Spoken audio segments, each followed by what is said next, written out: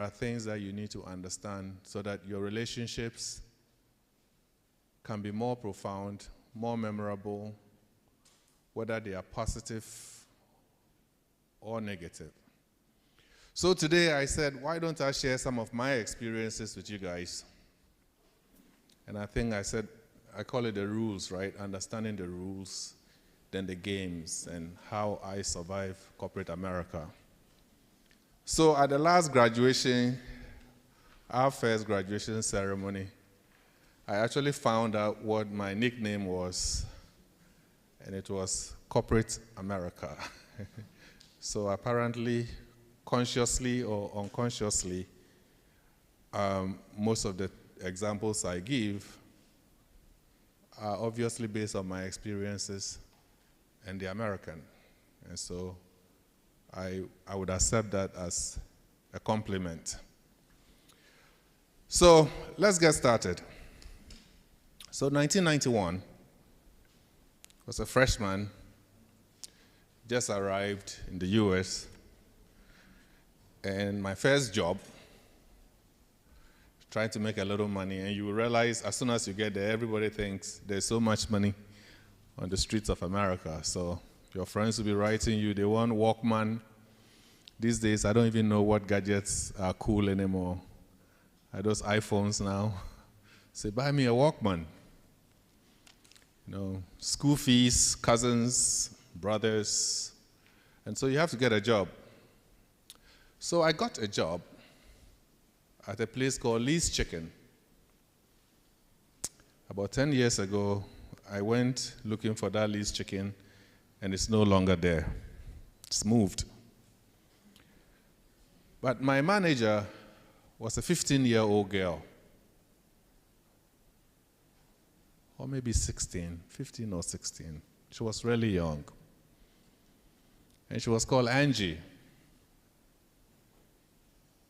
And I was 19 years old, really lanky, tall, full of energy, pride, and anger, you know. You know how emotional we are, right? When you offend your neighbor in Africa, they will never speak to you again. There's no reconciliation. So I went, and then you need to know how to wash the dishes and degrease the floor, fry chicken, take orders, and change, give out correct change, because at the end of the day, it's all tallied, you know. It's not like in Ghana where you can just pull the drawer, take a few shillings, and nobody knows what's going on. So anyway, so a week after training, they will toss you into the drive-thru during lunchtime. Busiest time. Anywhere getting to 12 to about 1:30, you're under pressure. And then things kind of die down a little bit until it begins to pick up around 4:30 when people are starting to leave work. So my first day in the drive-thru, making mistakes, because I didn't know all the food, so you serve the wrong food, and they'll go around the drive-thru and come back, and then they'll say, you gave me the wrong food. Say, I'm sorry. Say, yeah, you should be sorry, you know. So look, when I go to restaurants, I treat people really nicely because I know how it felt like when you were not treated nicely while you were trying to serve people, doing the best that you could. So you gotta be nice to people when you go to restaurants, you know. It's a tough life. A little bit of empathy is always good. So some will come to the window with the wrong food, and then they say, you got an accent. I say, yes, I do. Where are you from? I say, I'm from Ghana. I say, where's that at? It's in Africa. For real? I say, yeah. So after a while, I would just say, I'm from Africa, because most Americans really don't know anywhere in Africa, you know. You could be from, they could think Jamaica is in Africa, you know. Actually, that's the only place in the world where people can be dumb and proud about it. That's true, you know. So in a typical American classroom, a student's hand will go up and it starts with an apology.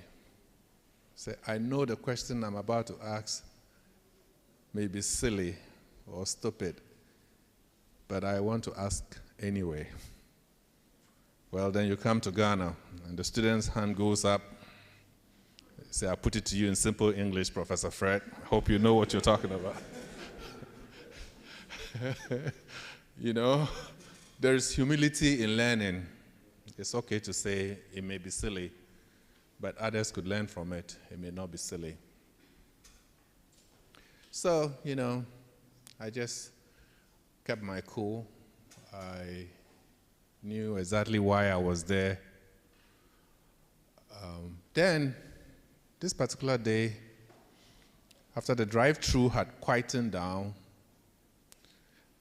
I went around and I wiped, which is part of the training. You wipe all the cooking utensils, wash dishes that needed to be washed. Then you go into the sitting area where those who come in for in-service will sit. And so I did all that. I did my work. And then I got back into the kitchen, and I was leaning against one of the cookers, or the cooking stoves, and I was trying to catch my breath. Then my supervisor turns around, she sees me. She says, Fred, what are you standing there doing? And I'm like, taking a break. Then she started walking towards me, essentially like a rhino, you know. Every step portended danger of some sort. Then she walked into my face, nose cone to nose cone. And she said, you're here to work, right? I said, mm-hmm. And she said something profane, but since you guys are all 18 and above, I'm going to say it exactly. She said, you're going to have to earn every mother F penny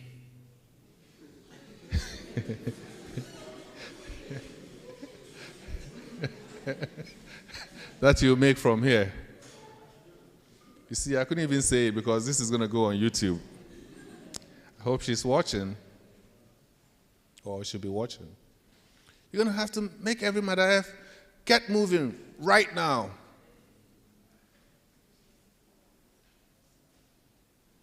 And I'm standing there like this, completely stunned, overwhelmed. I thought I was having an out-of-body experience.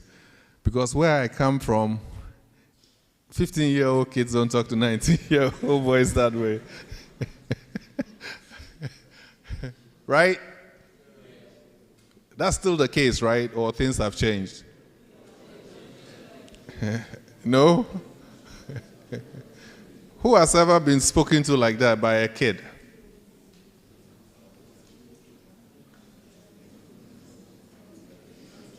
And then she turns around and she says, step. I said, oh, shoot. Today is not going to end well. So I was paralyzed, right? But when she said step, I stepped. I took the towel and just went around and I was cleaning. There was nothing really to clean. Seriously, I was done cleaning. But she's telling me you gotta earn every mother F in this place. So step. Why am I telling you guys this story? The picture will get clearer soon. So after work that day, I went to school. I live on campus, just like many of you. And I said, F that job, you know, I'm not going back. I'm not going back. Where I come from, nobody talks to me like that, you know.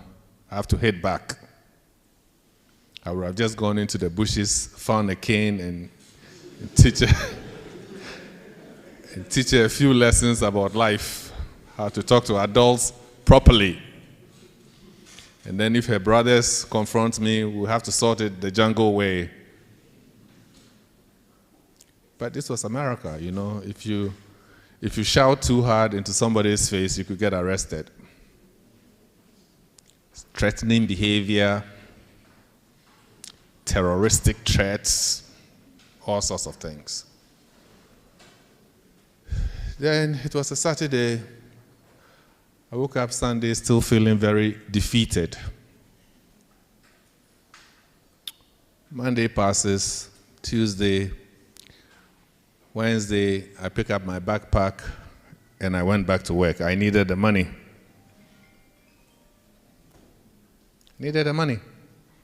Who is a broke, proud man? What is the definition of a man who is broke and he's too proud to go find a job? But a few things happened after that. A few lessons that I took shaped my own journey through life. I went back. Angie was my manager for another 6 months. And then I became a manager. Okay? You can clap to that, it's important.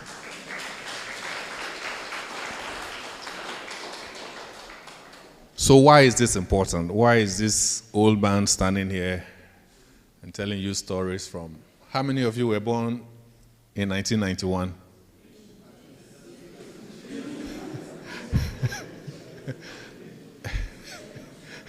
Why, were you guys born in the 2000s? Who was born in 1995? 95? Who was born in 2000? When were the rest of you born?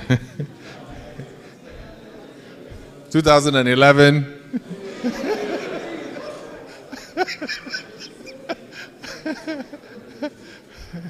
As for the girls, they don't even want me to look in their directions, you know. Say you don't ask a girl's age. So, on a serious note, so who remembers what my initial reaction was when she spoke to me like that? I want this to be interactive. What was my initial reaction? Yes, sir. The yellow. Do we have another mic? I was defeated. Humiliated. Okay, what else?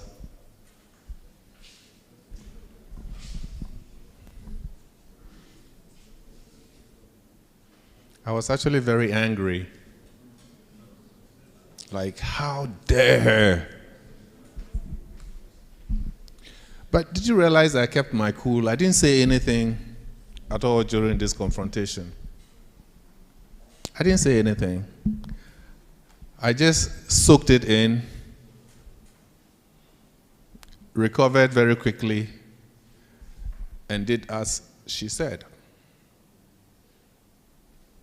Right? So anger management is very, very important.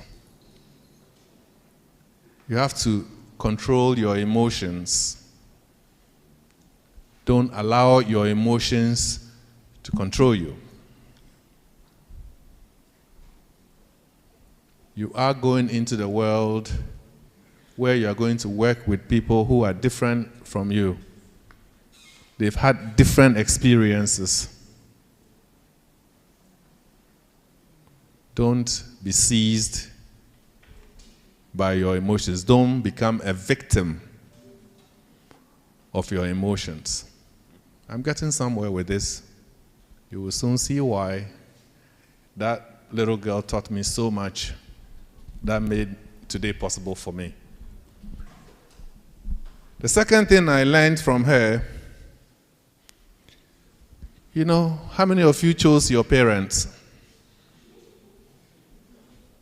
How many of you decided who your parents were going to be? Now, how many of you sometimes look at your parents and say,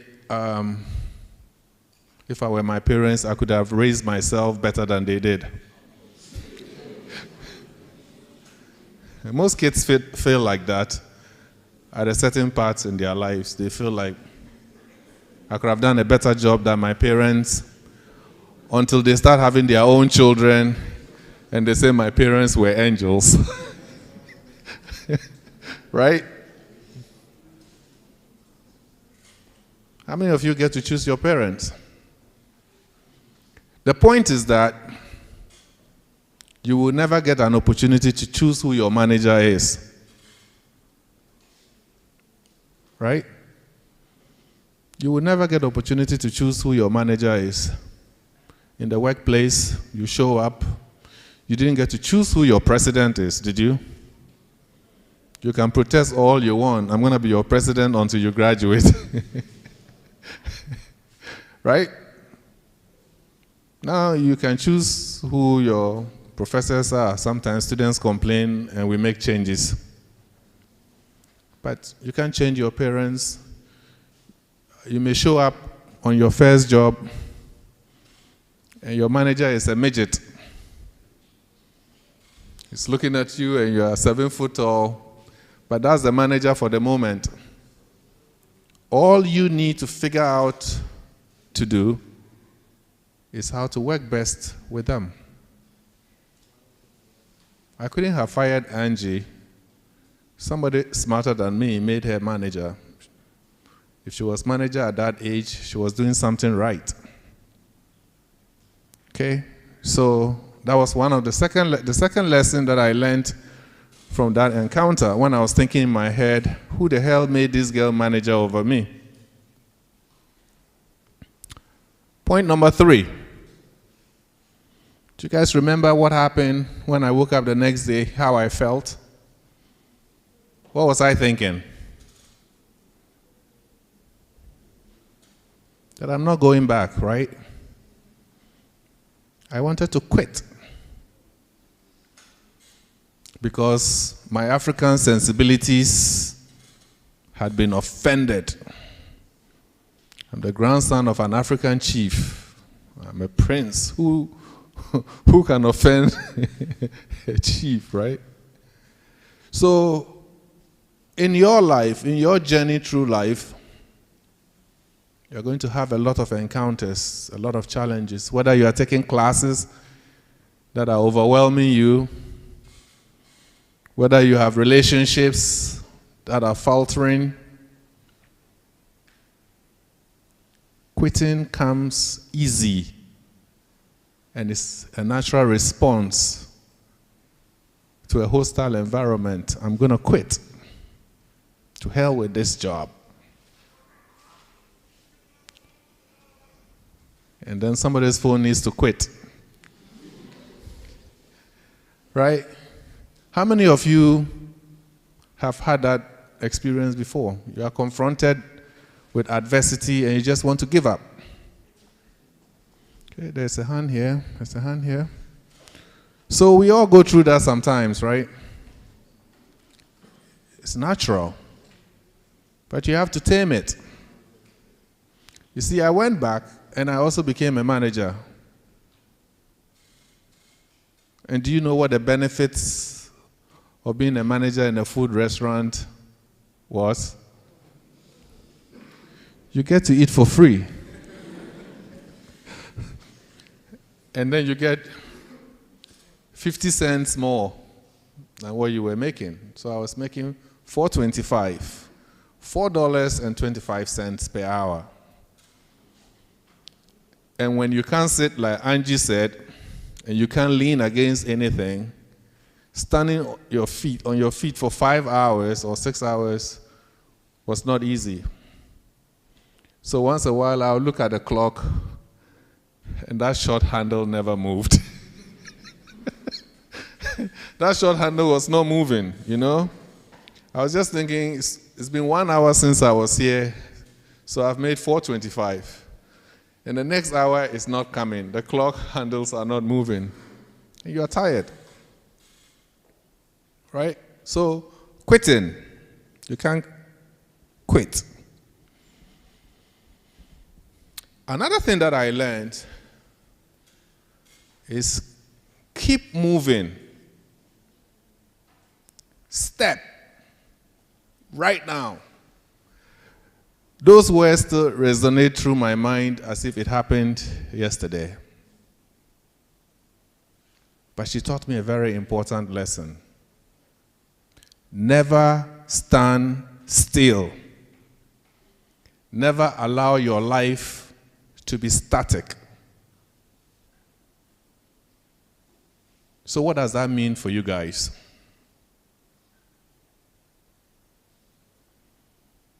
What does that mean? This is your full-time job. When I was in college, I had 2 jobs and 2 majors.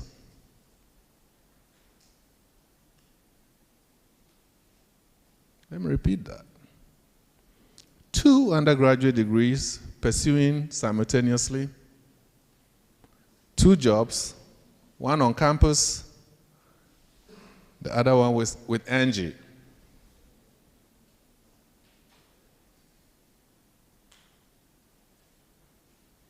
You got one, guys, just one. Your full-time job at Academic City is to work on your degrees and make something out of yourselves.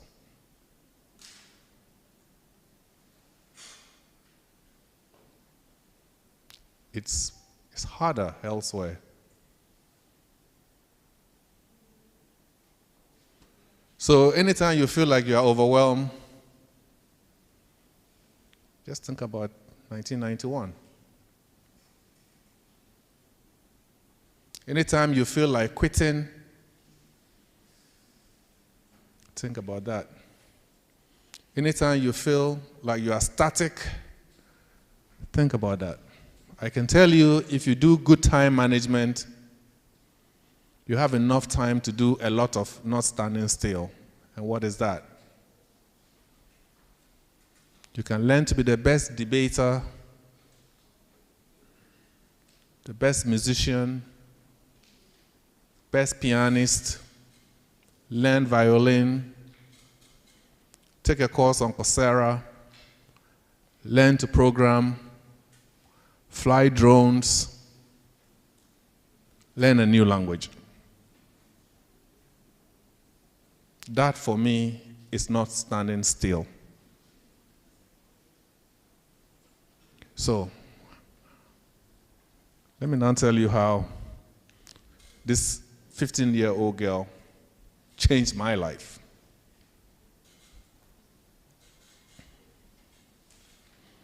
So, 2001, that's 10 years. After Angie, I got my first job. First job, the Fortune 500 company. On my way to work on the first day, this vehicle sped past me, crossed into my lane, exited. I was following her, flashing my light, and I was really pissed.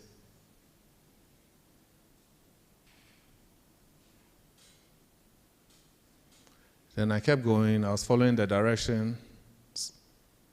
Turn left, turn right, turn left, turn right. And we all pulled onto the same parking lot.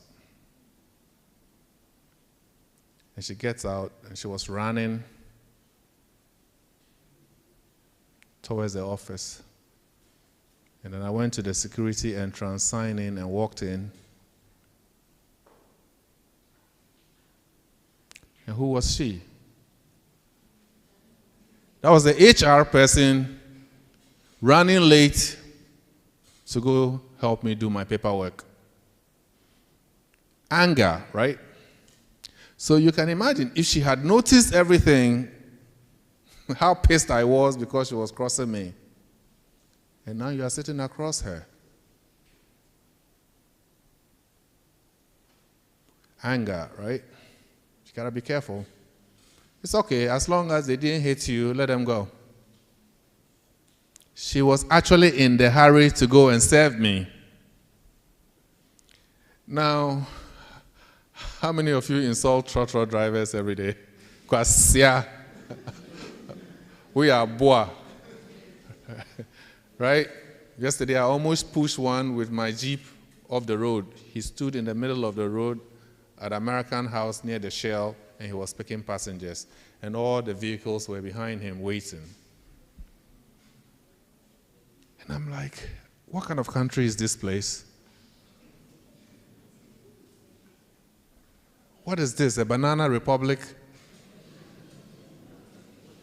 I mean, even if you've never been to school,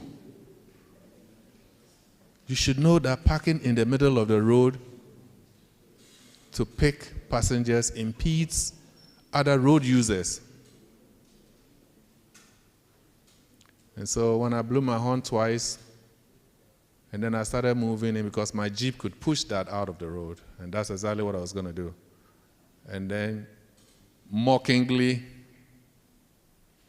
the conductor perched on the edge, smiling, and they left. I mean, those are the moments where you feel like punching them, right? You feel like really, really punching them. So that was one experience where anger could have spoiled it, you know. Maybe I'd crossed her also. We get down and we argue. And then you walk into the company the first day and your HR person was just the person you fought on your way to work. That's a nice record to have. Some of you are sleeping. Don't sleep, oh. Hear me out. Then I had a manager. I think my first manager was probably my age or a little younger. Just remember, you don't get to choose your managers, right? But you know what happened? I rented a place 10 minutes from work. I'll get to work at 6 in the morning.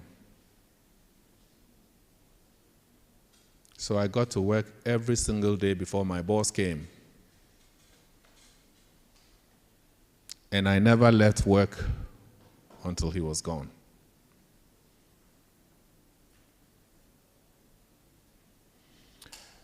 In the first couple of weeks, he'll come over to my desk. Fred, is everything okay? Yeah, what are you working on? And I explained to him. Then I decided, I need to be a little more proactive. So every Friday, I'll summarize the whole week.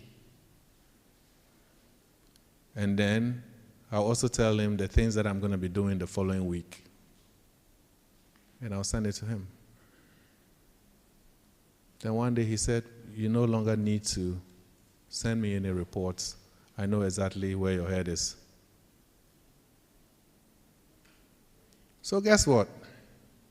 In 4 years, when he became vice president, I became the director. And I was probably the youngest engineer in the group. And there were people who were working there for more than 10 years. So what did I learn from Angie? You guys remember? Or you are sleeping already? It's Friday, I understand. Right? You have to learn to work with whoever is in authority over you. At that time, I had a master's, and he had an undergrad. So I was more educated. But being a manager is not just based on how much education you have. He has skills. He has been a programmer for a very long time, contributed to product development, product leadership, project management. So he was more experienced. Nobody cares what degree you have, you know. You got to deliver.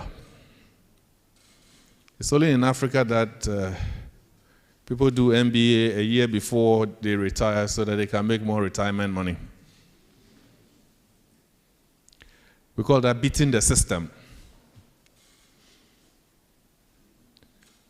In other places in the world, a degree is not something you just go to school and have. It's an investment.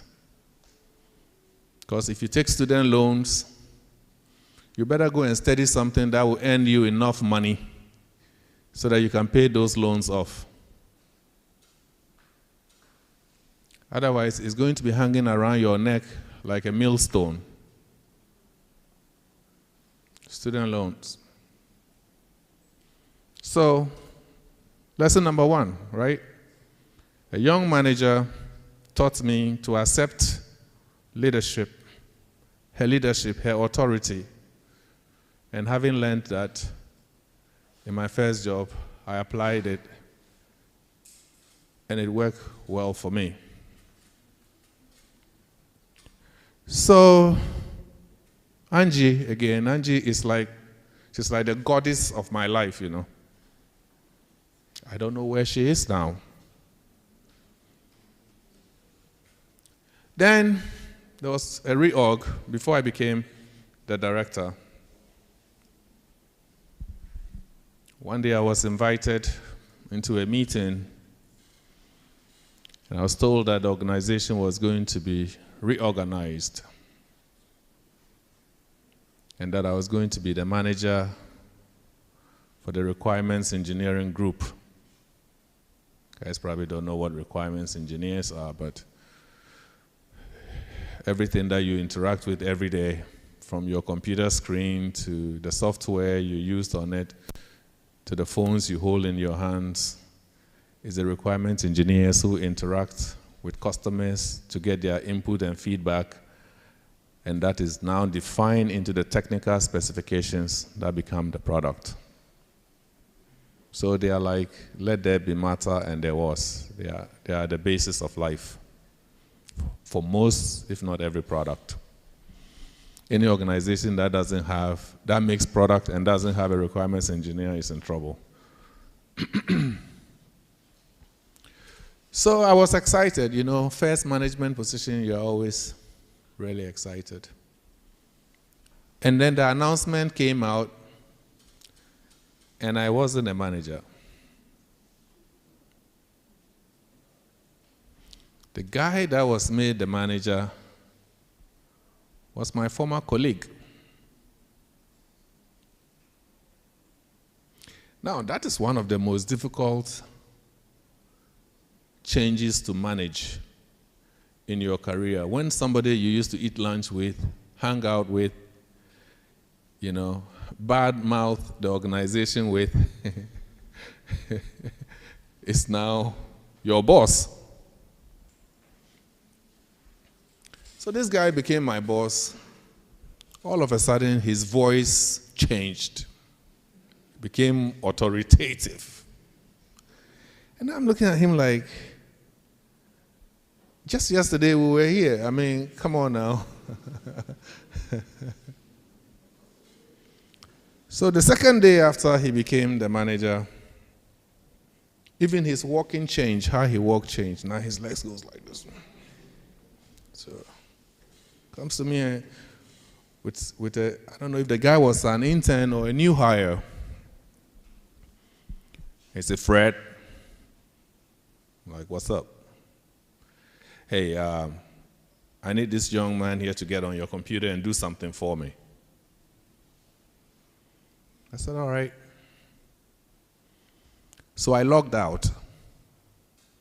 I said, he said, no.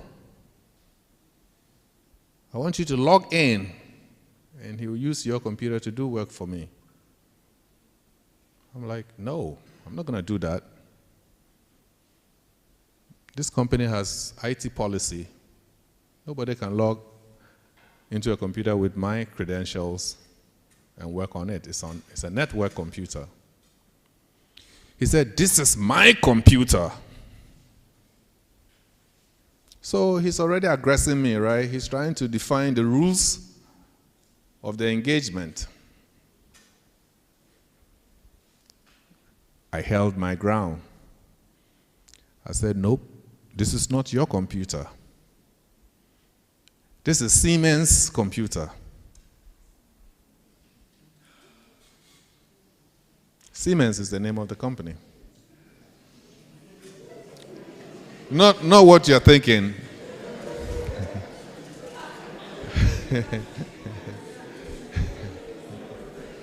So, all right. So the Germans say Siemens. Siemens. Americans say Siemens. Not the S-E one. Okay. It's S-I-E. So I refused. On principle. But the battle lines were drawn. So sometimes you have to de-escalate. So I went to HR, said I needed some time off work. So I took 2 weeks off. So now I've transitioned from a very nice boss to a potentially horrible one. 2 weeks at home, I'm trying to figure out how to go back and survive.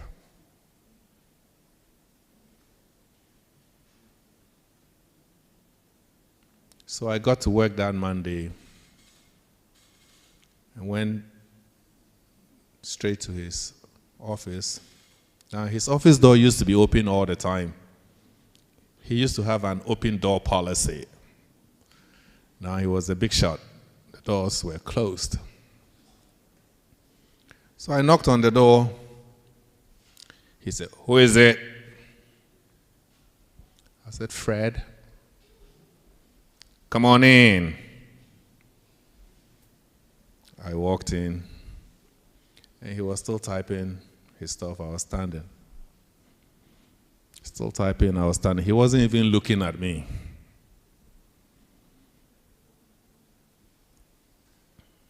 So I'm like, all right, holy S-H-I-T.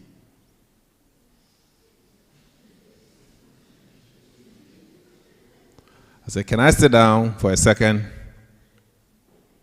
Over there, We say, he's not giving you an out. He's not making life easy for you.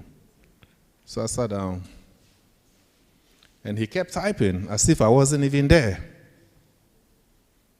Then I called his name again. And I said, "Can we talk? What do you want to talk about?" I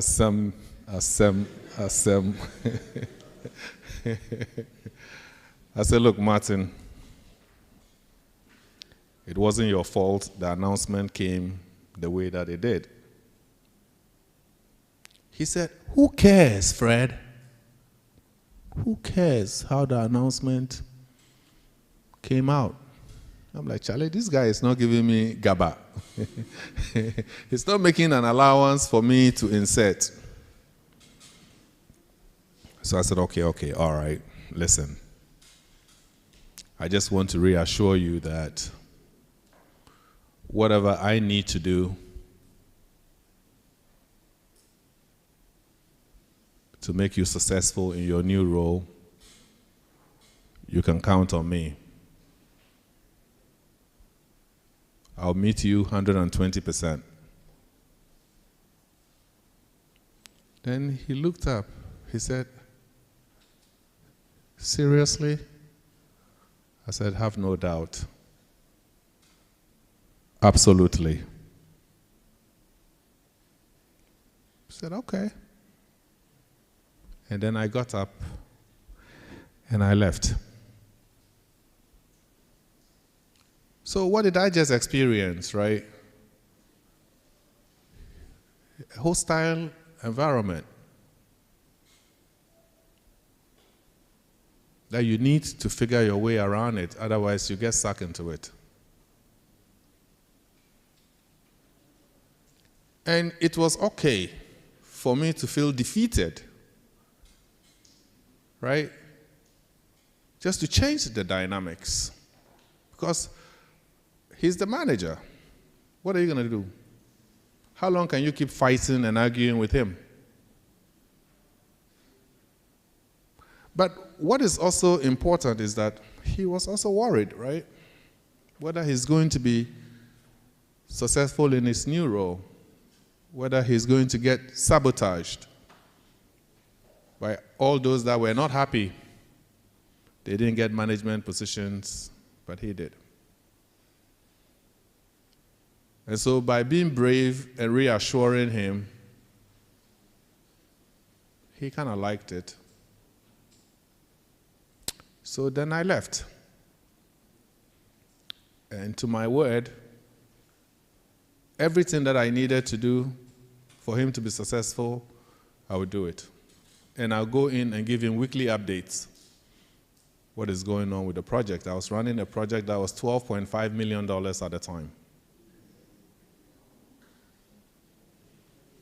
Dollars. You know what I'm saying? Real money. Not the one that is tanking every day.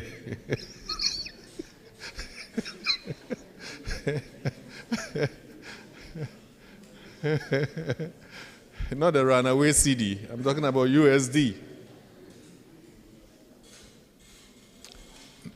That's on a lighter note, you know. We got to pray for the CD. You, these guys who have stopped praying, you have to go to prayer camp. You have to go to prayer camp and pray for the CD to be arrested.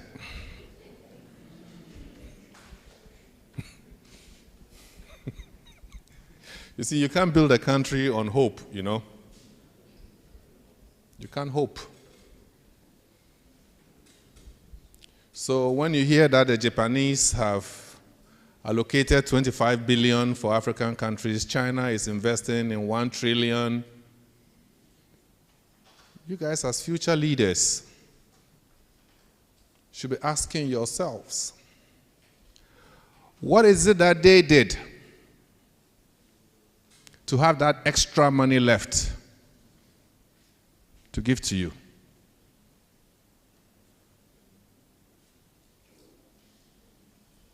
How did they do it? That's the real education we need. Getting fish to eat for free all the time doesn't make you a good fisherman.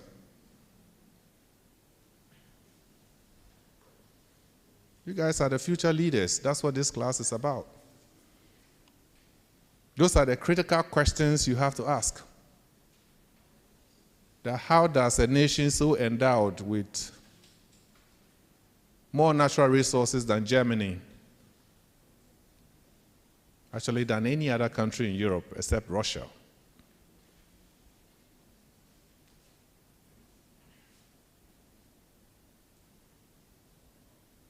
right?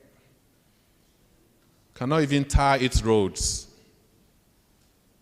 and yet can buy V8s for politicians.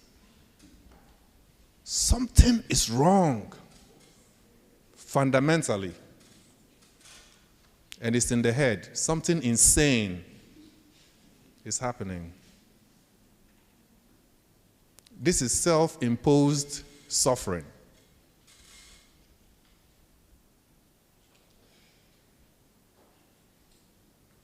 Self-imposed.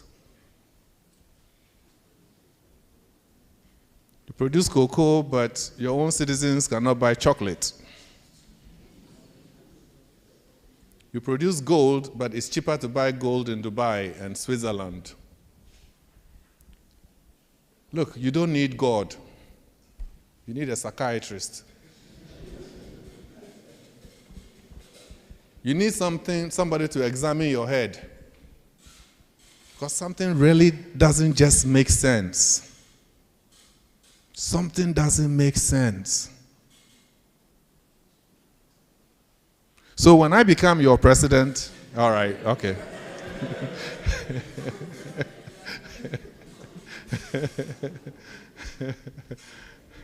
I'll make sure that there are no kids sitting under trees. The only time anybody gets a V8, do you know how many schools a V8 can build? One V8 can build a lot of schools. I know that because I just finished building a school near Ashasi University. And it is creche. Because if you really want to examine the African head, you have to start from creche.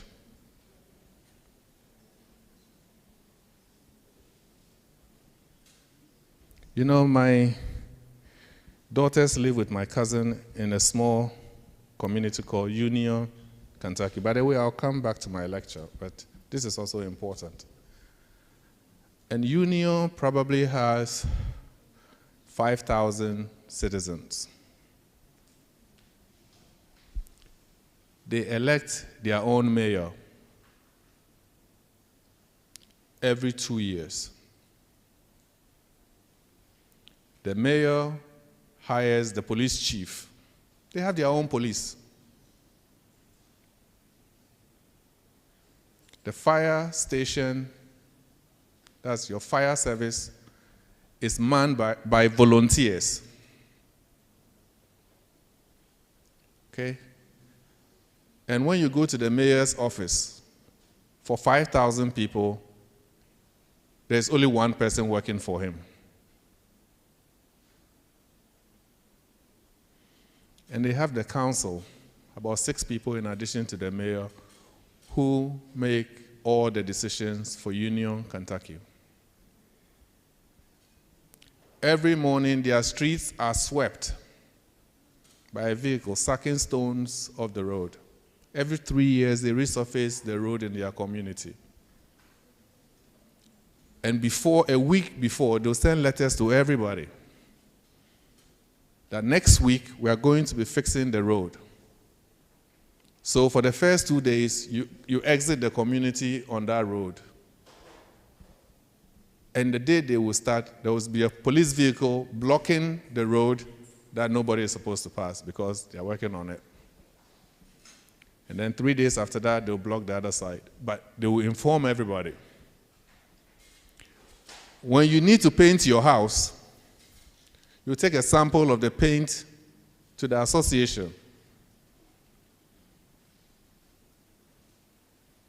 For them to approve the paint that you want to use on your house. Because your neighbor is worried if he has a painted house that looks like a whorehouse near his house, he won't be able to sell it. And so, how is it that they are doing it and we cannot do it? Our students go to America and they get A's. And the Americans get C's and they put a rover on Mars. Right? Somebody's ring is here.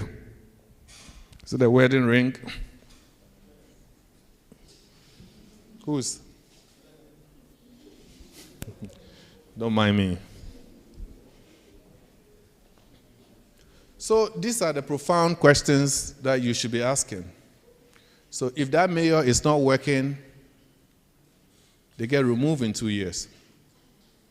If the principal of schools is not delivering, the students are failing, the mayor fires him or her.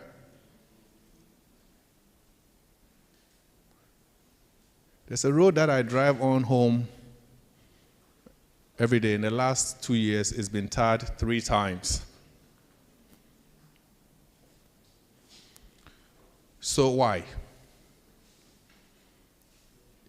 Don't you think that when you don't actually have money, you're supposed to do it right the first time?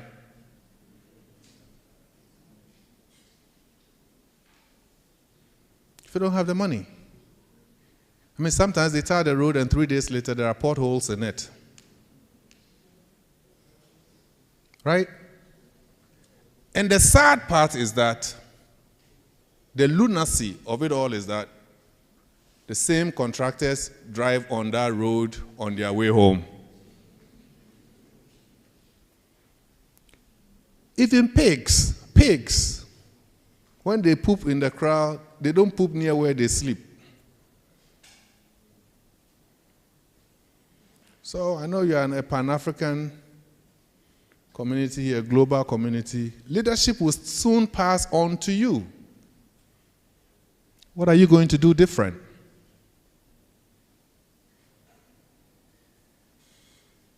You go to Korle Bu Teaching Hospital, and it looks like a place where people come to die.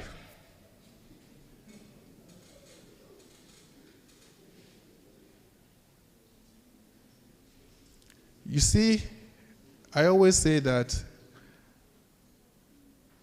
Ghana will give you back what you give it. And I get asked, what do you mean? I know a very, very important politician who was very powerful, many ministerial positions, ambassadorial positions.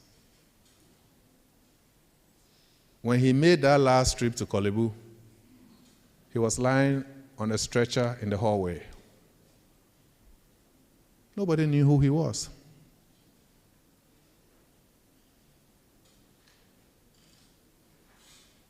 So that fate awaits all of us. When you get the opportunity to lead and you mislead in your hour of need,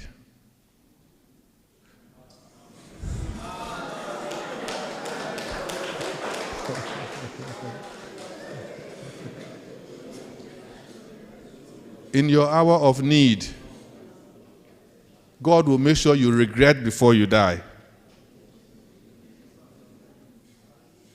Because service is an honor. It's not everybody who gets the opportunity to lead. I believe that leaders are chosen. Whether they are good or bad, there's something divine about it. And so are the responsibilities. When you renege on those responsibilities, the consequences can be far-reaching. How many of our presidents and vice presidents have died in our hospital system? A lot of them. I don't know what was going on in their heads when they were dying. I just wish they were saying, I could have made this place better. I had the power to make this place better, and I didn't. So that is the essence of everything we are teaching you here. All these stories we are sharing are all attempts to get you guys ready for the real world of work. So let's continue. So this gentleman now is happy with me, right? I've gone in, I've kissed his ring. He's the boss. Things were going well. No more fighting. He was no longer bringing people to my computer and asking me to log in for them. Then one day he called me. He said, Fred, come here for a second. So I went. He said, close that door. And I closed the door. And he said, you know, anytime I'm in Germany, you know, Siemens is headquarters in Germany. So in most of my conversations in Germany, your name always comes up. I think they really have very high regard for you. And I said, oh, Martin, you know, I try to brush it aside. You gotta be a little humble, you know. So I said, okay. Then he said, I actually think if I work here long enough, one day soon I'm gonna be working for you. Did you hear that? He said, if I work here long enough, I think I'm going to be working for you. So I'm going to treat you very nicely. So you have to understand, people also fear, right? People fear for their lives. They fear for somebody taking what they have.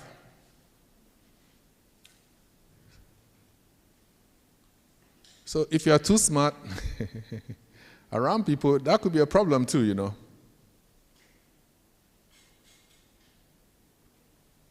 Then a few weeks after that, he called me. He said, I have an offer for you, Fred. I said, what is it? He said, senior management has decided that you can take 6 months off to go finish your PhD with full pay. So now he's working for me, right?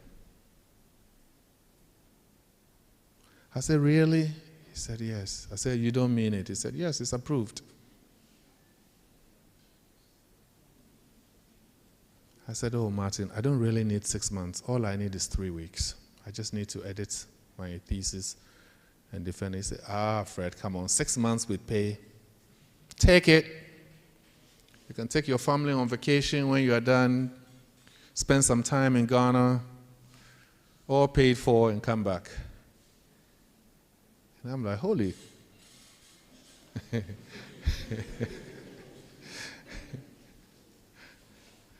So I took 1 month off, finished my dissertation, got my PhD, and came back. And a few weeks after that, I became a big guy. And can anybody guess what happened to him?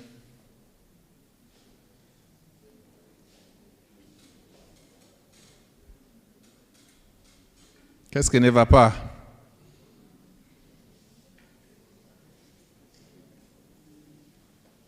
What do you think?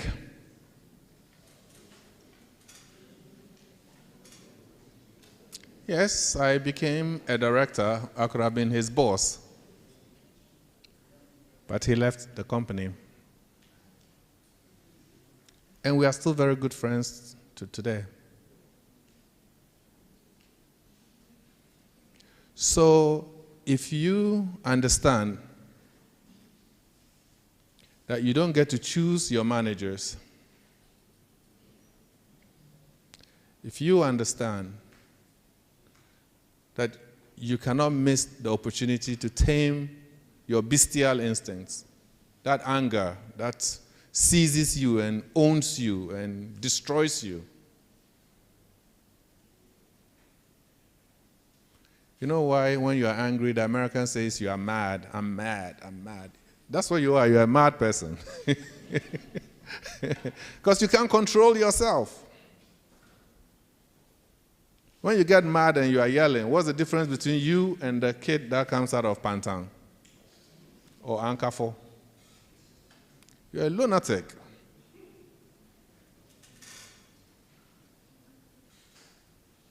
If I had continued being angry at Martin rather than trying to find the best possible way to work for him, did you think I would have finished my PhD? Could have been promoted?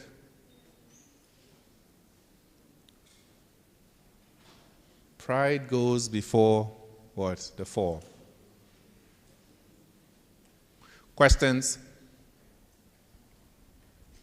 You know, the Minister of Education recently said anytime he visits schools, Ghanaian schools, after speaking, when he says, are there any questions? There are no questions. This is a university. It's the same in almost every language, whether it's universiteit, universitasi, university, same thing. You are as good as students sitting in Sorbonne today, or MIT, or Harvard. Those are the people you are going to compete with in this global marketplace. Those are the places you are going to go. So questions? You can ask me questions on anything, leadership, from what I've said already, because I'm going to say a few more things. How much time do I have? Plenty, right? 5 minutes? 30 minutes, okay. One more story and then we can call it quits. Yeah. There's one question here. So my name is Yanis, and my question, it's based on what you said, but it diverges a bit. So how do you become a leader how do you lead your own life if as in college you don't really know what you want out of life, basically? So how do you lead your life in college if you don't really know what you want in life? That's a philosophical question.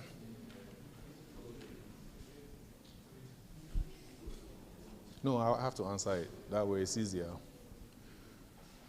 Well,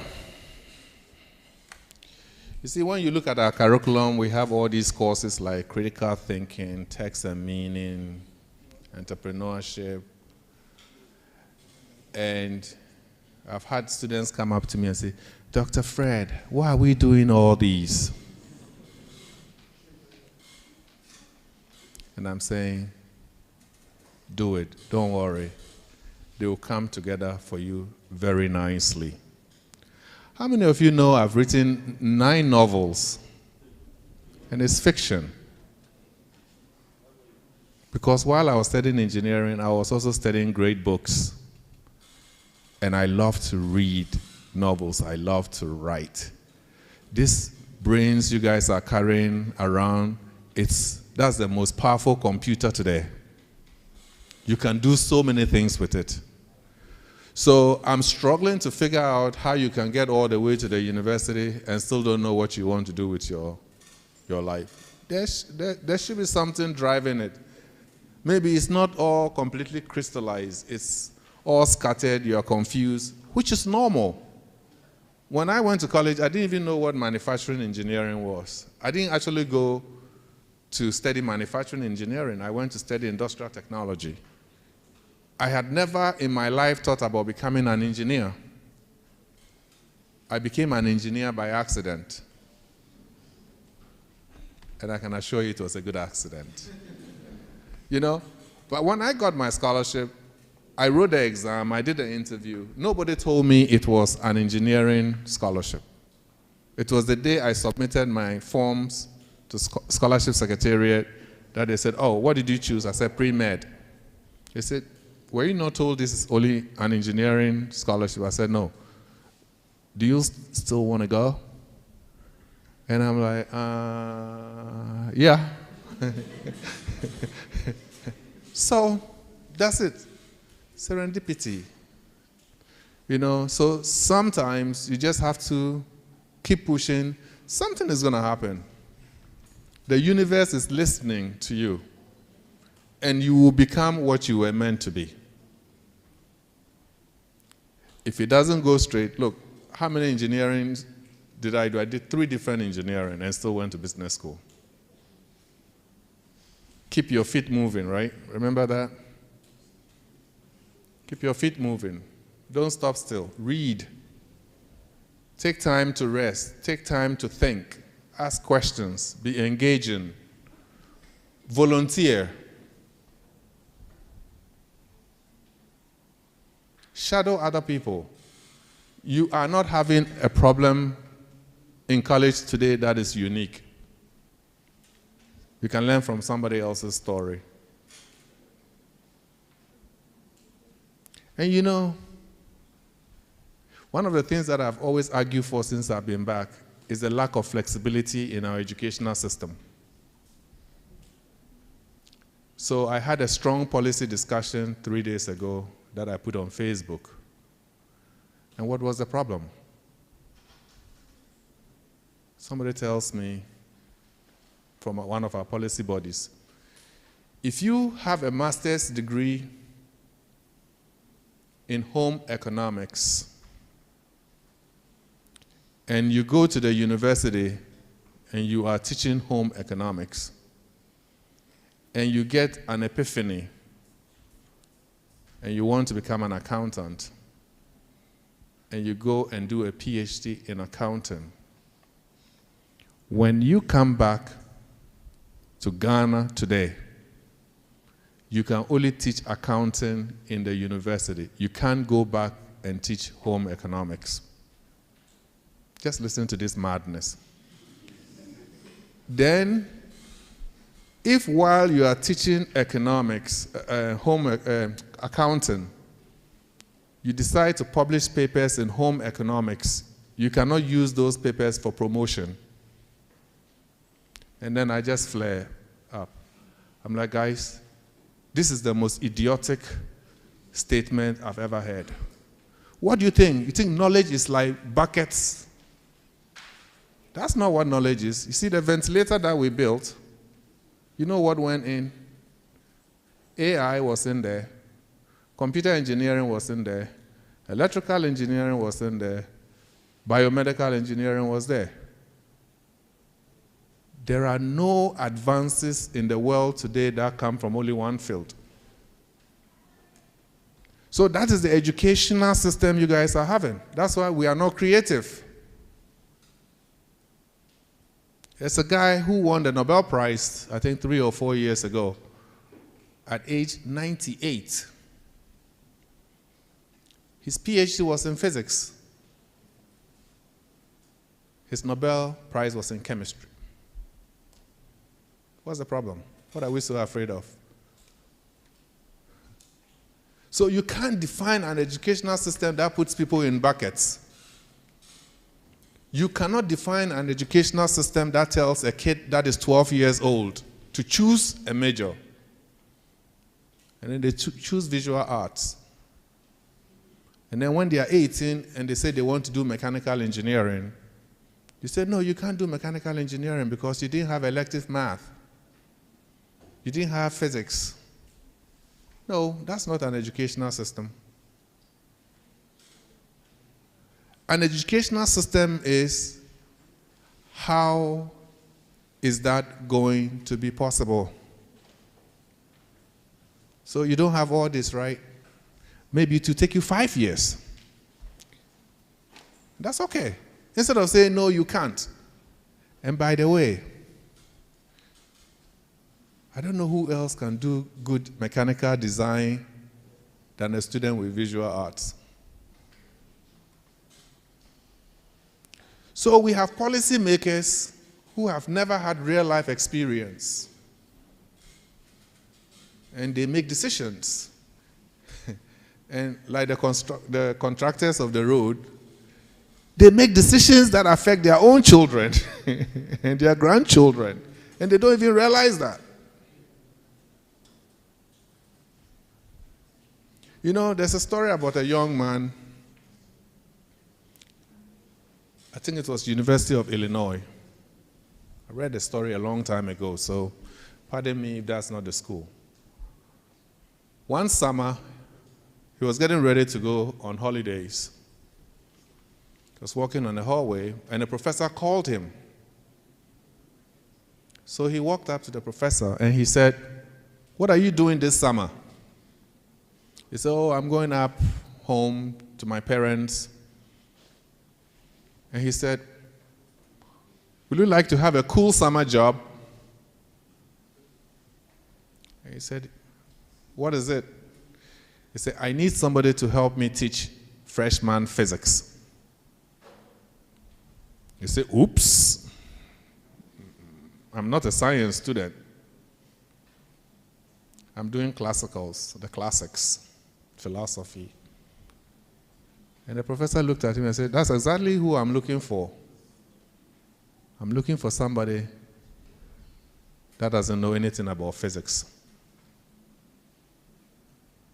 He said, "I'm just looking for somebody who is willing to learn." He said, "Okay, that sounds cool." Guess what? That guy who stayed that summer to teach undergraduate physics won a Nobel Prize in physics in later life. The universe listens. You are going to be what you were meant to be. You just have to work hard.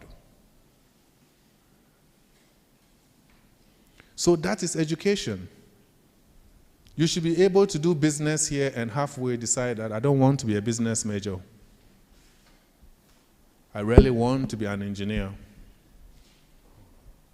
And if I control the regulatory space, every freshman that comes here, like the Python you guys are taking, you all take introduction to engineering.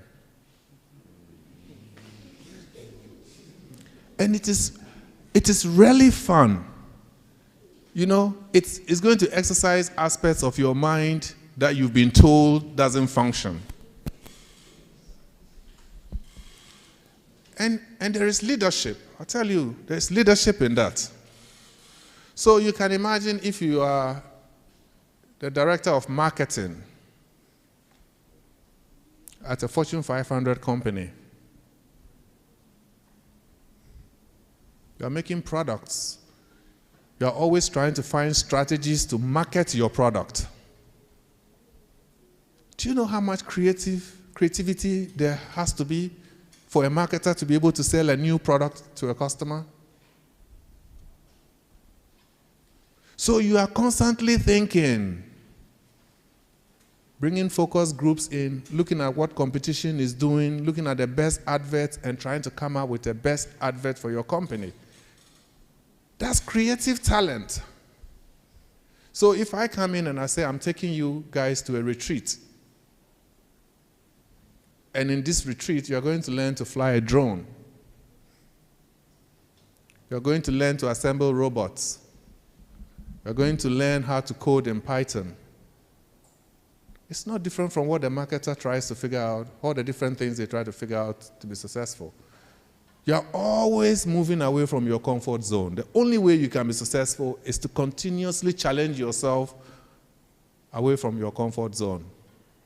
So this precondition, the notion that somehow your mind was just configured to do A versus B, it's all lies. If you unleash the power of the brains that you guys are carrying in this room, I don't know how many of us are in here, can you imagine if all these heads were together as one computer? You change the world. There is so much strength in you. You can do anything.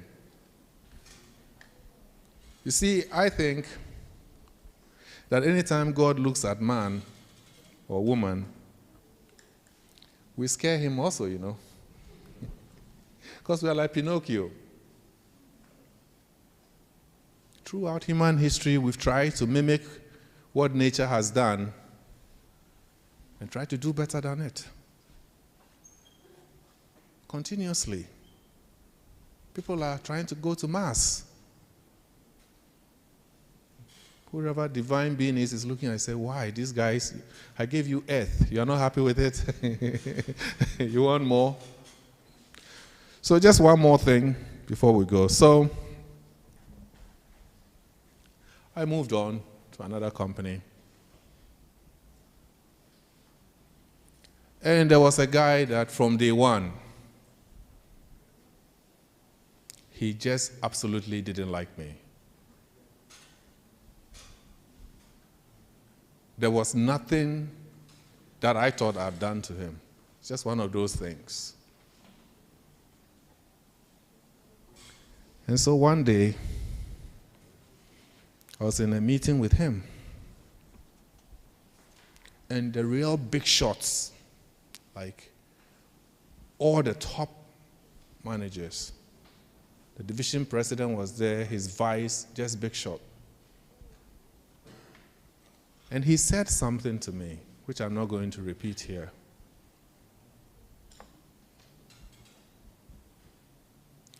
And I tell you, my first natural instinct was to punch him in the face. But I thought about Angie. I'm talking about 10 years, 12 years, 15 years later. And do you know why he did that? It was a setup. You see, Nobody heard what he said, but everybody would have seen my reaction. And that was his intention. Evil is real, you know. That was his intent, that he studied me very well. He knows Africans are an emotional people. We are a chieftaincy people. We like to be treated with respect. Any disrespect will earn a reaction. He did his work well from a psychological profiling perspective. But he miscalculated. I just looked at him and I smiled. I still do not know the intent of that meeting. Then another time, we were in a meeting trying to solve a market problem. There were like 40, 50 people there. And he said, I know Fred has an answer to this one.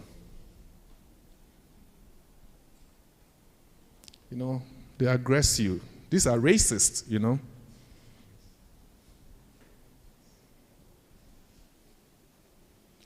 And so I answered the question professionally, thoughtfully, and then I turned around and I said, and I'm sure Mr.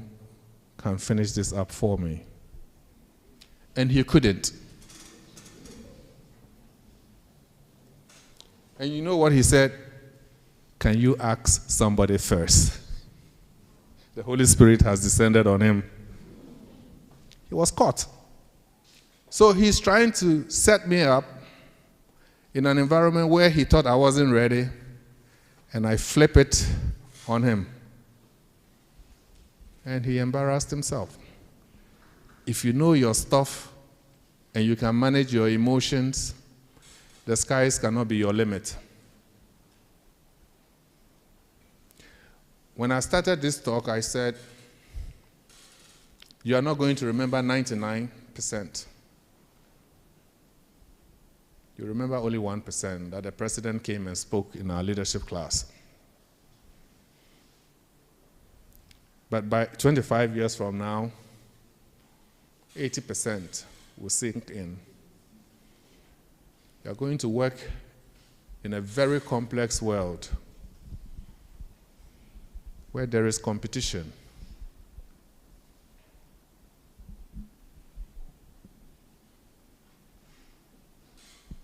There was a guy who taught leadership at Harvard, David Gergens. And David said, trust but verify.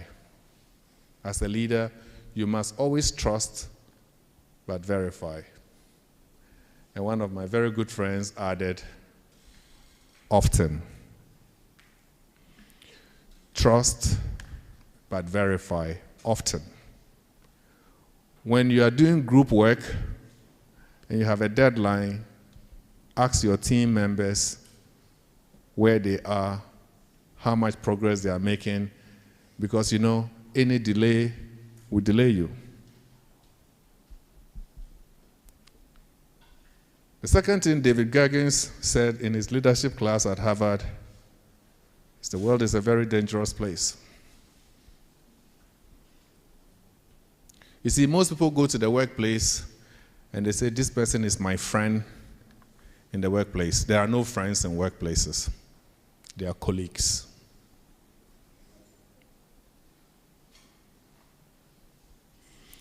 The third thing I'll tell you is sometimes you walk into the company and the first week somebody will come out to you and say, oh, in this company is so screwed up. There are no processes. It's so difficult to get anything through. They are testing you. So one of the ways that I would do, I'll turn around and say, David, how long have you been here? He said, 15 years. That's a long time to speak like that. If it were that bad, you should have been gone.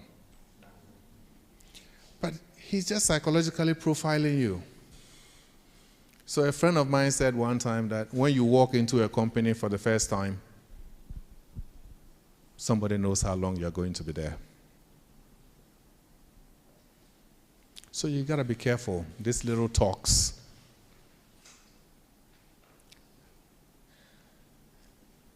And why did I say that?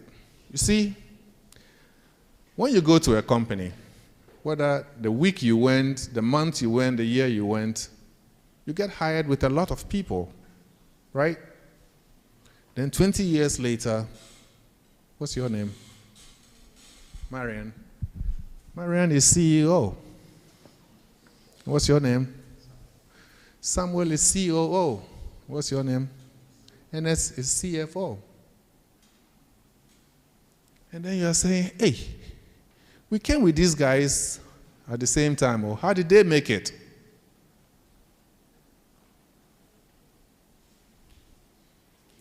Then you can't explain and say, the CEO, the former CEO is from his village. You know, the CFO is his father's golf partner. Because people always have to justify things in their heads, right? So that's the question I leave you with. The Bible itself says that many are called, but few are chosen. So what you need to figure out is, how do you become that chosen person? Remember my story? I go to work at 6. I stay till my boss leaves. Friday, when everybody is gone, in America by 3, 4 o'clock, people are already gone. They are ready for the weekend. I'll go to him and I say, is there anything I can do for you before I go? He says, Fred, it's Friday, go home, everybody is gone. I said, no, it's okay. If there's something I can help you with, I'll be happy to. Because what you need to understand is that your boss needs help. Your boss needs help. Your parents need help. Your mom needs help. Your dad needs help. Do you know what it means for you to walk in and say, Mom, today I'll take over the kitchen so that you can have a restful day? Has anybody ever done that? Okay, there's one hand here. Or Dad, since I'm here for the holidays, if you have some office stuff, I want to get it done for you. Or, Mom and Dad, today I'm going to take care of the kids so that you guys can go out and have a drink. I haven't seen you guys going out for a while.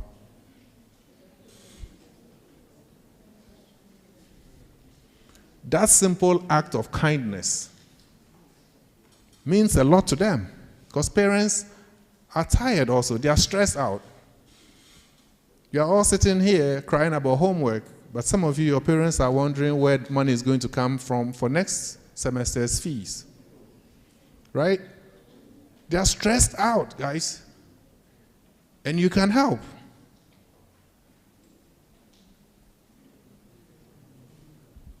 So my 19-year-old daughter says, anytime I call her, I only talk about schoolwork. I say, honey, that's the only conversation we can have right now. If you want to do boys' talk, we can do that after college.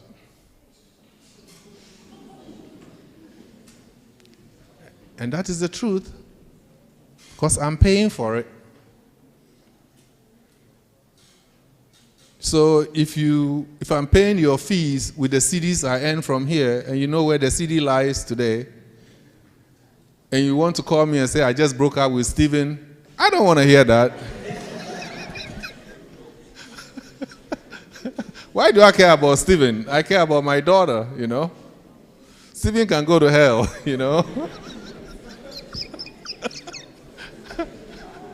Okay, questions. Is anybody called Stephen here? Yeah, Stephen? Oh, okay. Okay, there's a question over here. Okay, go ahead. Yeah.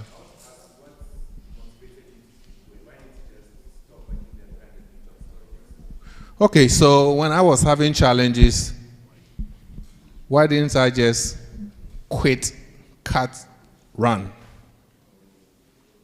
See, there's a statement in Tree that says, "Baby, I enjoy it," which means it's still the same people everywhere. I mean, how long can you keep running?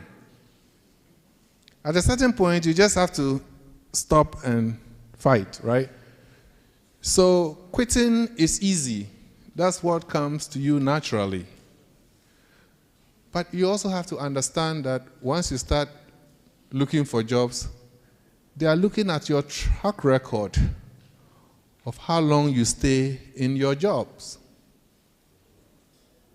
So if your CV shows that every year you change a job, who wants to hire you? And then they ask you why. You say, oh, the first guy, my manager was a jackass. I didn't like him, so I left. Or I met some small girl called Angie. She was speaking into my face. I said, Kwasia, I'm from Ghana. You don't talk to me like that. So the bottom line is, you can't keep changing jobs. And you're going to meet the same people over and over again. So why don't you get enough experience in one place that you can apply across the board? And sometimes also, by waiting and learning, you're also buying your time for a better job to come. You should never just jump to another company for the same title. See, when I left my first one, I was a director. My second one, I was worldwide director. My third one, I was vice president. And my fourth one, I was a dean. And my fifth one, I was president of a university. So you gotta keep going up, not going backwards, and don't be a coward, you know. Questions? Yes.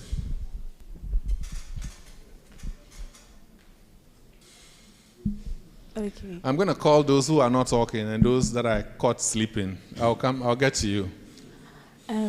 So my name is Bubune, and when you were speaking, what I really took was the fact that when it's Friday and then you yourself will go in, ask your boss, like, do you need any help? I mean, I don't have much experience. I've not had a real job, but what I can tell is that if you go do that to people of authority, over here, they will use you. That's like a known fact. They will use you. So how do you choose the right authority to, hand over yourself to as a help, as well as to prevent being used? Thank you. Well, anytime you are working for somebody, you are being used anyway. Yeah, you are being used. Let's be honest. You go to work, they pay you. You don't go to work, they call you and ask you why you didn't come to work. If you miss 3-4 days, they fire you. So at a certain point, people get used. The only time you don't get used is when you are running your own business. Now, I think there's also a certain level of relationship and trust that you have to have with somebody like that. But in my professional experience, and you guys are all here, you're looking for paid interns, I think there's a certain psychological flutter that when you do that to people because they are not expecting it, it comes to them first as a surprise and it reflects positively on you. Let me give you an example. If you were to get up here, make an appointment with a manager in one of these private companies, and just say, sir, I heard about your company. I'm really excited about what you guys do. Is there an opportunity for me to volunteer twice a week for this company? It's unusual. It's not cultural to do that. I can tell you their first reaction would be yes. So the same way when you're in a 9 club, when we're in college, we go back to the dorm and these guys are bragging, I saw that girl leaning against the wall and I walked up and I spoke to her. It's not true. Some signaling, something happened. You picked up on some cues to go. Maybe you turn around, she saw you, eyes met, smile. So guys, you don't overrate your courage. There's always signaling. And I think that also comes in when you work for somebody. You can tell from their warmth what is okay to ask and what is not. If the guy is just nasty all the time, it's very difficult to get to them. But sometimes you walk into a manager's office and you can tell they are overwhelmed. They are running around photocopying stuff. There's a report that is due. A guy like that, if you walk up to him and say, is there anything I can take off, or a lady for that matter, is there anything that I can take off your table so that today is productive for you? They will not say no. They also want to succeed. Your manager is an employee just like you. They want to succeed. They have targets. They also have bosses that they have to report to. Even the CEO has a board to report to. And when it is time to go to the board, you should see how much they are running around to make sure that all the data is there for them too. So people will not say no unless they really don't need it, But you can always tell a boss who needs help. You can always tell.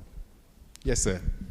Okay, so I want to ask, when you're working for someone, when do you think is the right time to leave or like to start yours? And how do you leave?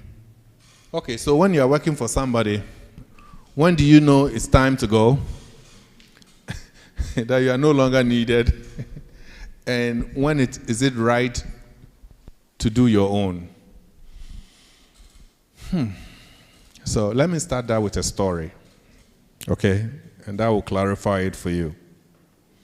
How many of you know Luther Vandross? Fell asleep late last night. Remember that guy with the nice, sonorous, beautiful voice? Who knows Chaka Khan? Chaka. So Luther Vandross used to sing backup for Chaka Khan with a friend of mine, Marcus. And Luther was really good singing for many years. So one day, Chaka Khan calls Luther and says, Luther, you're a very talented musician. I think you should find your own gig. And Luther said, Chaka, Mom needs the check to support my siblings. Things are really tough. This is no time for me to experiment. I just need that check. I said, okay. The following year, Chaka calls Luther again and said, Luther, you need to go find your own gig. Don't waste your talent. Again, Luther made the same excuse.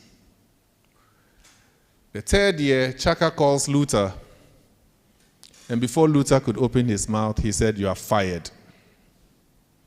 And that is how Luther Vandross became Luther Vandross. He had to be fired.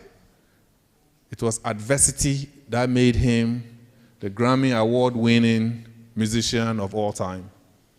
And when I was a student, I had all his CDs. So, Seneca said, a millennium ago, he said, fate leads the willing, the unwilling it drags. So in his case, adversity forced him out because he had to go. In your case, maybe you are learning something, so it's a timeline thing. If you feel you've learned enough to go do your own gig, it may be time to go. So some people get fired, like Bloomberg. The billionaire Bloomberg got fired. He started his own company and became a billionaire. Some people get tired and they leave. Some people feel they are ready to do their own. They fail a few times, go work, and keep going back until something happens. So the timing is really about you. So when do you think you are ready to start? And you have to think about the other variables. Do you have the money? Do you have a sellable idea? Is the market ready for your idea? Those are all variables you have to consider. So there's really no direct answer to that. And what was the second part? How do you leave? You can go back and say, Ernest, I quit. Take your job and run away. You know, or you can write that nice letter of resignation. You say, Felix, it has been a pleasure working for you for the last 10 years. You have been an amazing boss to me. I've learned so much from you, and I've decided that the time has come for me to go seek new opportunities. I hope our paths will cross again, blah, blah, blah, blah, blah. Thank you, and you leave. While in fact, what you want to say is, jackass, Felix, time is up. You know, so it all depends. But it's always good to leave nicely, you know. Write them a nice letter, let them read it and know you are lying, but that's okay. Don't stumble out unless you are fired. Because you never know. You may, in your next job, you may be working with somebody again from that same company.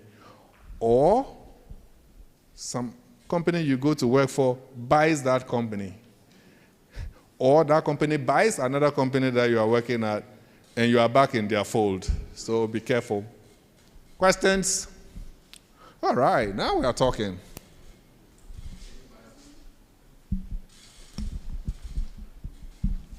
Please, I am Victoria. I would like to know, how you manage your time to work and study alongside your personal stuff. Did you have a girlfriend? Did I have a girlfriend? That's a fair question. That's a fair question. Hey, guys, a tall guy like me, then you can imagine.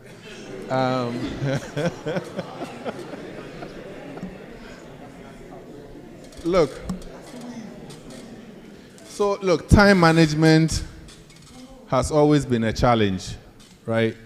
You will never have time. Time is not something you can have. You just have to make time. I always made sure that Friday evening my homework is done.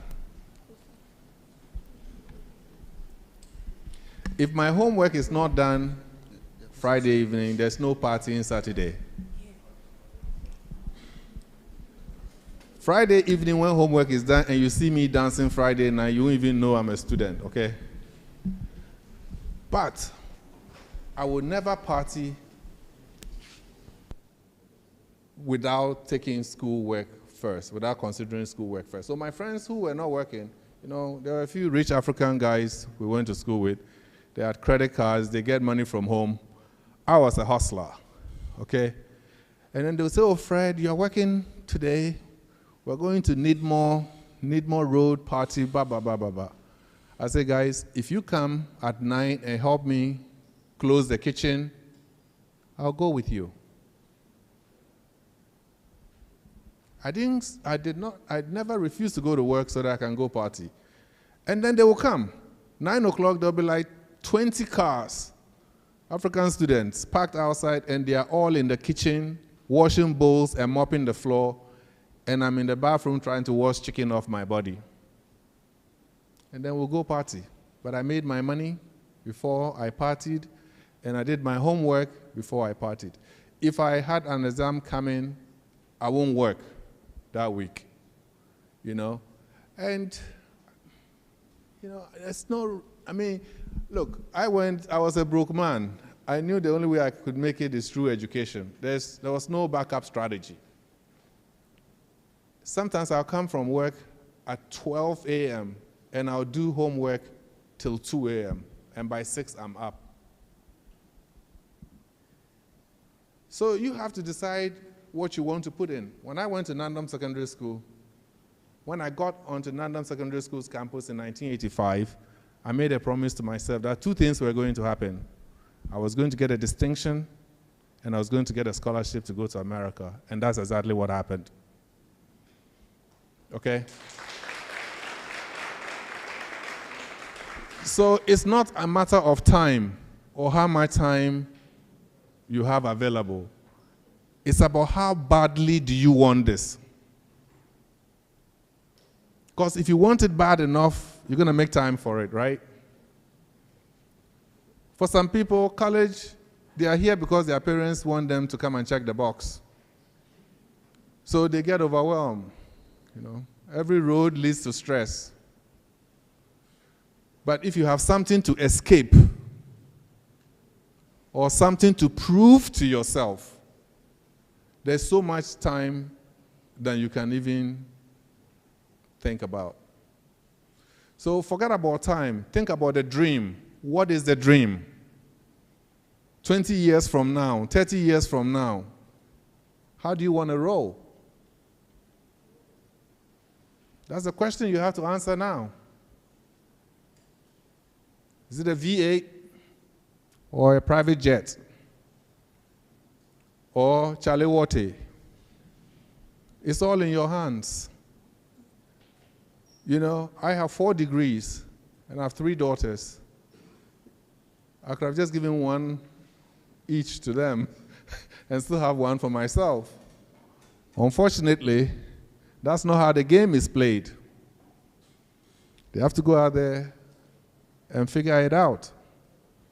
And they have their own struggles. My oldest daughter says, "Dad, I actually feel if I don't achieve what you have achieved, you consider me a failure."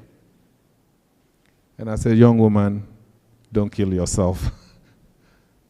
Do your best. Your best is good enough." That's it. But I have drawn the line that is the first degree that I'm not going to compromise. Yeah. So if you want to have another conversation besides getting A's, I'm not listening. The girls are not saying anything. Is that what your parents say also?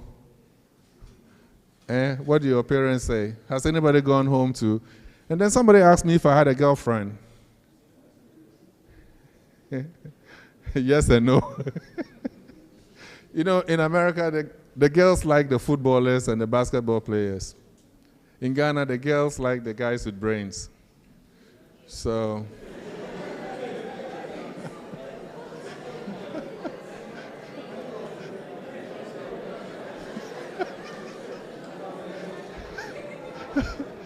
Is that still the case? It has changed? It has changed? All right. Has that changed in 32 years? Yes? They don't like the smart guys anymore. Why? They want the 419 guys.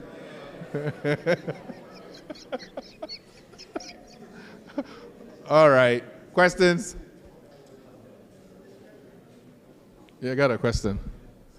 I'm surprised to hear that. Thank you. My name is Aaron. I wanted to find out how, because at your time at Siemens, you gave the scenario where your colleague who became your boss, you had a situation with him. Yeah.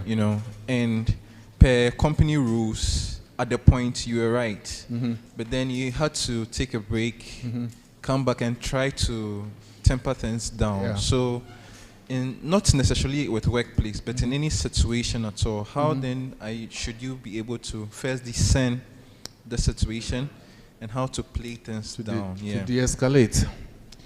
I think it all starts from how you manage anger, right? And also from the understanding that you are going to be working with human beings. Humans are a system. If somebody is having a bad day at home, they can bring it to work. If somebody is going through a bad divorce and you are working with them, you will see it. But you have to be the adult in the room. I always say you always need to take a step back. Look, there are a lot of rules in the corporate world, but you also have to understand that we are human beings. And I'll give you an example. I had a software engineer from Russia, software testing engineer from Russia, and his manager was a Chinese guy who reported to me. And he was determined to fire this guy. He was always complaining about him. I think the only reason why he couldn't fire him was because he never got any blessings from me. But he was never finding out why the guy was coming late or sometimes wasn't showing up. So I went to this guy one day, and I said, what exactly is going on with you and your manager? And he said, Fred, my dad has Alzheimer's. My mom is losing her mind. I'm the only son. My mom cannot drive. So the days that I don't show up are the days that I take my dad to the hospital. I said, did you tell your manager that? He said, he won't even listen. I said, so okay, here's what we're going to do. I'll get you a laptop. The days that you have to take your dad to the hospital, you can work from home. Case closed. And that's how the guy survived. So sometimes the human in you has to kick in. You have to try to find out why things are the way that they are. And there are rules. There's no rule at the workplace that said I couldn't do that. And there wasn't a rule that said I could do that. I had to use my discretion as a manager. But you also have to keep in mind that once you do it for one person, human beings naturally will say, why can't you do it for me also? I have the same situation. And then that's when policy kicks in. But you have to stop it for everybody. So I think every scenario is different, but I always manage the human side of things. The same way that I hire, you can give me your CV and you're from Harvard. Well, that sounds interesting. That may get me to bring you in. But what will get you higher is a conversation I'm going to have with you. And the conversation is about, can you work with other people? What has been the experiences you've had with other people? What kinds of environment do you thrive in? What can I do to make you more productive? I want to size you up as a person, not as somebody credentialed. And that's what you always have to keep in mind, Because one of the questions my students always ask, and I know my time is up, is, say, Dr. Fred, you always say GPAs and CWAs do not matter. But in Ghana, wherever we go, people are looking at your grades. I said, that is true. People will always look at your grade. But that is why you are also present in the interview room. So if I have a bad GPA or CWA, I'm going to look at you and say, Stephen, I know my GPA is not where it ought to be. If you are looking for somebody with a 4.0 GPA, I'm not your candidate. But if you are looking for somebody that is going to be here at 6 a.m. every day, take work, deliver on time with quality, I'm your person. What you need to remember is that companies are in business to make money. They are looking for people who will make them money, not some smart guy sitting at the corner whining about why the city is falling. All right, one more, then we are done.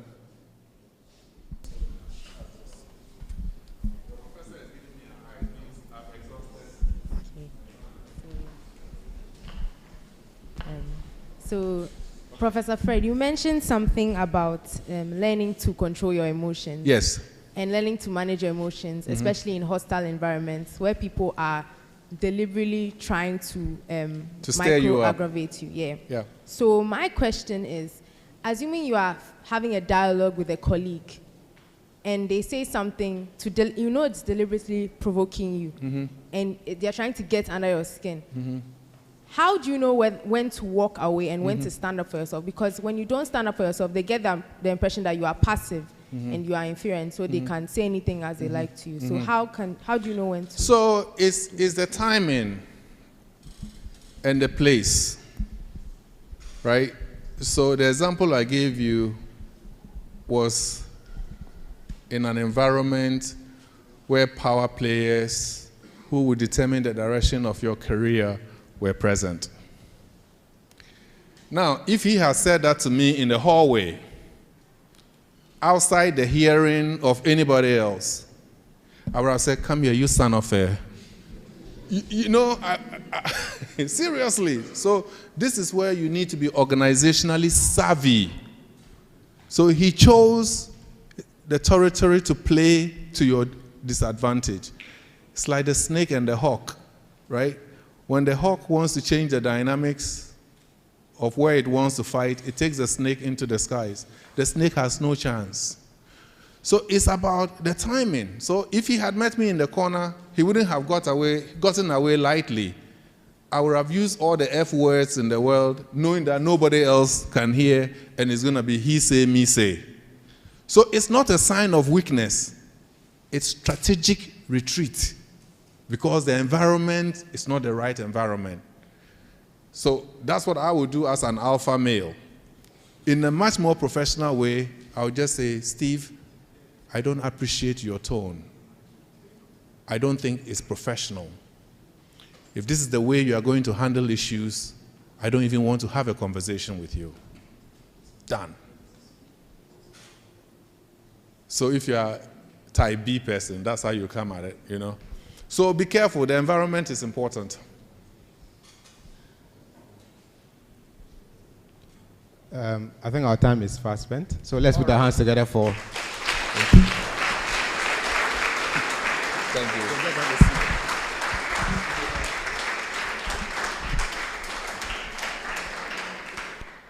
I'm sure you, at least if you didn't learn anything, you will live here with corporate America.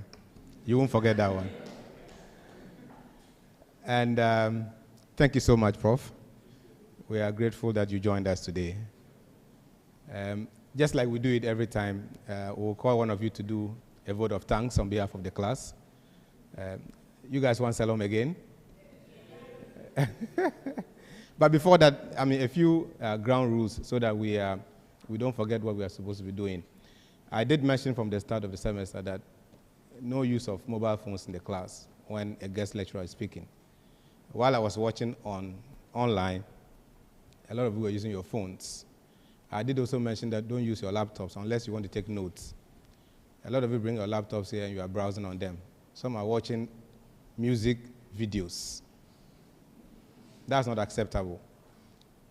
And you would also realize that the class is getting smaller each week. Today, as many as 12 of you sent me emails saying that you won't be around for no reason. You know, on the first day of the lecture, this aisle was full, that aisle was full. Today, this is empty. Even here is empty. That's not acceptable. And you know the rules on attendance. So please, let's advise ourselves accordingly. On behalf of the class, let's welcome Duchi to do a vote of thanks.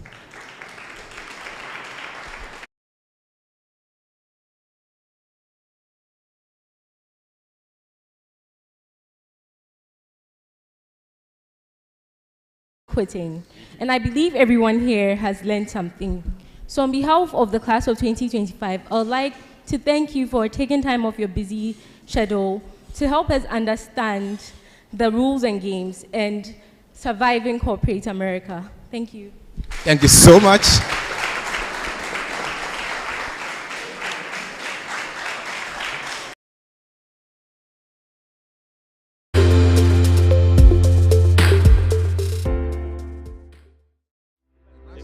National interest